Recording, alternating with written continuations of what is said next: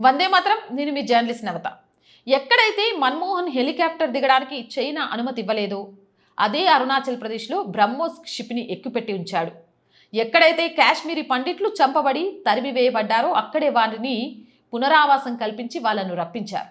ఎక్కడైతే 130 కోట్ల జనాభా గల భారతదేశంలో కరోనా మరణాల సంఖ్య ఎక్కువగా ఉండబోతుంది అని ఆందోళన పడ్డ ప్రపంచాన్ని నివ్వెరపరుస్తూ ఏడాది తిరగకుండా అక్కడి నుంచే దాదాపు 40 దేశాలకు వ్యాక్సిన్ ఉచితంగా ఎగుమతి చేస్తున్నారు. ఎక్కడైతే రాముడు పుట్టిన స్థలంలో 400 ఏళ్లుగా రాముడికి కనీసం నివాసం లేకుండా చేశారో అక్కడే దేదీప్యమానంగా రామమందిరం నిర్మించారు. ఎవరైతే మన సైనికుడు పట్టుబడితే తల తెగ నరికేందే వదిలిపెట్టరో వాళ్ళ వద్ద నుండే మన అభినందన్ని 48 గంటల్లో తీసుకొచ్చారు. బుల్లెట్ ప్రూఫ్ రక్షణ కావాల్సింది ఎర్రకోటపై ప్రసంగించే ప్రధాన చుట్టూ కాదు, దేశ సరిహద్దుల చుట్టూ అని సరిహద్దు మొత్తం పట్టు బిగించేశాడు.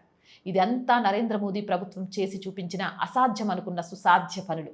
సరైన వ్యక్తులకు అధికారం ఇస్తే దేశం అభివృద్ధి చెందుతుందని నరేంద్ర మోదీ గారు చేసి నిరూపించారు. అలాంటి నాయకుడికి దేశ ప్రజలందరి తరపు నుంచి ప్రత్యేక కృతజ్ఞతలు. జై హింద్, జై భారత్.